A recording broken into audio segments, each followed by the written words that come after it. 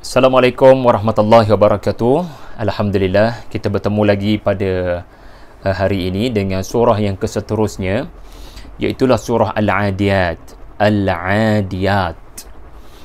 Ia adalah surah yang ke-100 dan merupakan surah yang ke-14 turun kepada Nabi sallallahu alaihi wasallam.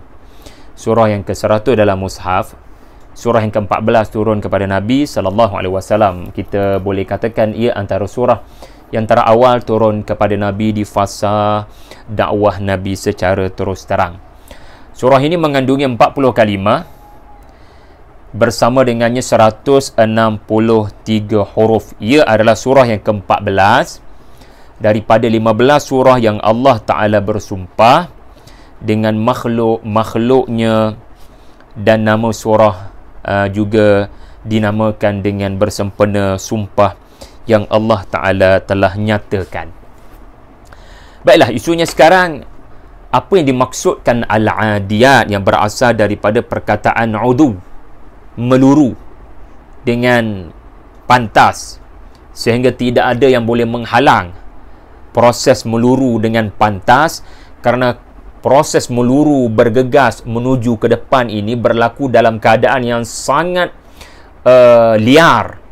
Ya, bukan liar ni luar kawalan, sangat deras, sangat ganas, kerana itu yang sedang dikawal oleh tuannya. Maka sebab itulah para salaf, kebanyakan mereka telah mentafsirkan Al-Adiyat ini merujuk kepada kuda di medan perang.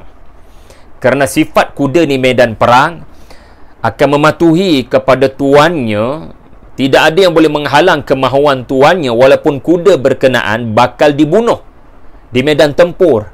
Kerana ketika bertempur, antara yang boleh mematikan pergerakan musuh adalah membunuh kuda yang kita tahu tidak berdosa lah. Tetapi itu kaedah.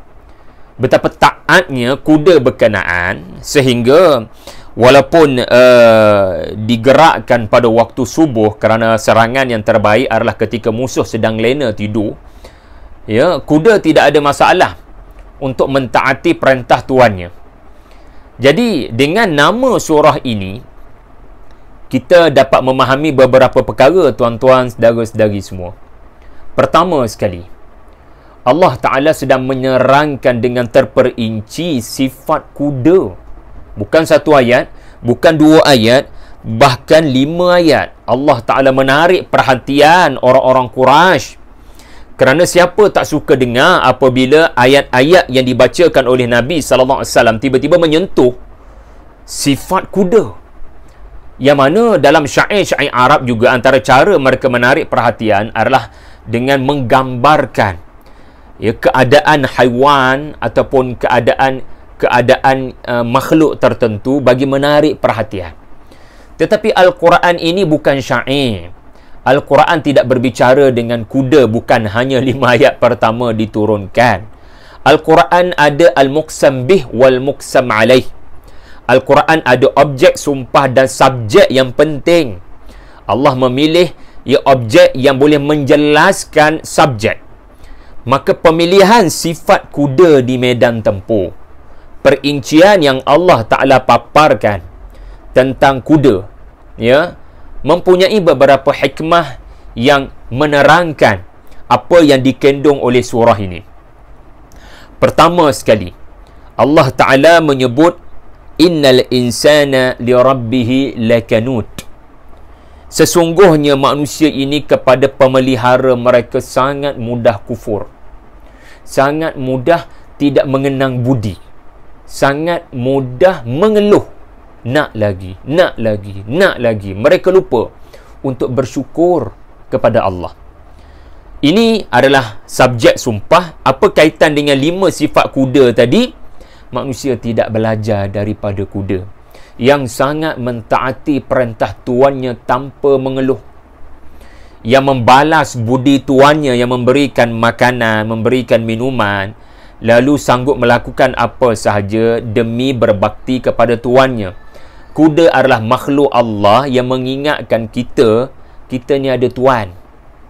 Maka sejauh mana Ya, kalau Tuhan memanggil kuda pada waktu subuh, kita bagaimana kalau Tuhan memanggil kita? Hayya 'alas salah, hayya 'alal falah. Ya, as-salatu khairum minan naum. Mampukah kita ada sifat kuda? Jadi Allah Ta'ala bersumpah dengan sifat kuda yang sangat besar kedudukannya, sangat perlu dikaji oleh anak-anak kita. Antara perkara yang mesti dibuktikan dari sudut i'jazul ilmi adalah kuda. Jadi daripada dulu sampai hingga hari kiamat, kuda adalah makhluk yang terbukti sangat taat setia kepada tuannya. Jadi manusia bagaimana? Sejauh mana manusia memberikan ketaatan kepada tuannya, kepada Tuhannya, atau manusia ini ya tidak mengenang budi. Itu satu sudut. Ya, itu satu sudut berkaitan dengan perkataan kanut. Yang kedua, pengajaran Allah Ta'ala menamakan surah ini Al-Adiyat yang merujuk kepada kuda.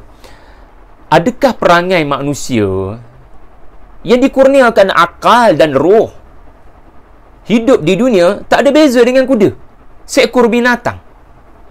Adakah kamu hidup di dunia sama macam kuda yang tidak dikurniakan akal?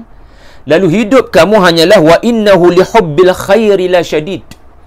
Hanya meluru pergi kepada sumber-sumber yang boleh memperkayakan kehidupan tuannya. Ya, kita ni hanya mahu menyerang bagi memperolehi keuntungan tertentu. Itu saja dalam fikiran manusia. Sedangkan mereka tidak tahu yang Allah mengurniakan ya banyak perkara pada tubuh manusia untuk membezakan mereka daripada binatang. Sebab itulah Allah Ta'ala ya menegaskan ya manusia ini bila sifatnya ya sangat cintakan kepada harta, al-khair itu adalah ditafsirkan sebagai harta dengan sangat syadid. Maka di mana beza kamu dengan binatang yang hanya ditunggang oleh tuannya untuk mendapatkan apa yang tuannya mahukan? Adakah manusia ditunggang oleh syaitan, oleh hawa nafsu, yang cintakan kepada mengumpul pendapatan dan kekayaan sebanyak-banyaknya? Kemudian yang menarik juga adalah surah ini bermula dengan babak yang sangat terperinci, catatan Allah tentang kuda. Ini menunjukkan Allah yang sama membuat catatan yang sangat terperinci kepada perihal amal tindak tanduk manusia di dunia. Sebab itulah di penghujung surah ini ada gambaran panorama yang sangat menakutkan apabila berdiri di hadapan Allah. Wa hussila ma fis sudur inna rabbahum yawma idzil la khabir. Wa hussila ini hausalah, sesuatu yang paling dasar. Kalau kolam renang itu dasar, itu dia panggil hausal. Nak katanya Allah Ta'ala akan korek tindak tanduk kamu, bukan sekadar dipaparkan, tetapi motif di sebalik tindak tanduk juga akan dikorek dan disiasat. Sebagaimana telah saya jelaskan dalam surah sebelum, Allah Ta'ala menyebut sebesar zarah. Maka apa maksud sebesar zarah? Wa hussila ma fi sudur. Segala benda yang terbuku dalam hati, motif di sebalik setiap tindakan, sama ada kebaikan atau keburukan, dia ada niat tak? Dia ada sengaja buat tak? Karena pembalasan itu akan diberikan berdasarkan kesengajaan. Sedar benda itu berlaku. Ia bukan dipaksa, ia bukan buat atas dasar tak sedar. Jadi ini antara yang menarik, ya, antara permulaan surah ini yang sangat terperinci dengan penghujung surah. Jangan lupa juga permulaan surah ini menggambarkan sifat kuda dengan sifat meluru dengan nafas tercungap-cungap yang menunjukkan letihnya. Ya, penghujung surah ini menggambarkan sifat manusia yang keletihan, yang sangat cemas kerana dihisab oleh Allah Subhanahu wa taala. Ini antara perkara yang menarik terdapat dalam suratul Adiyat. Wallahu a'lam.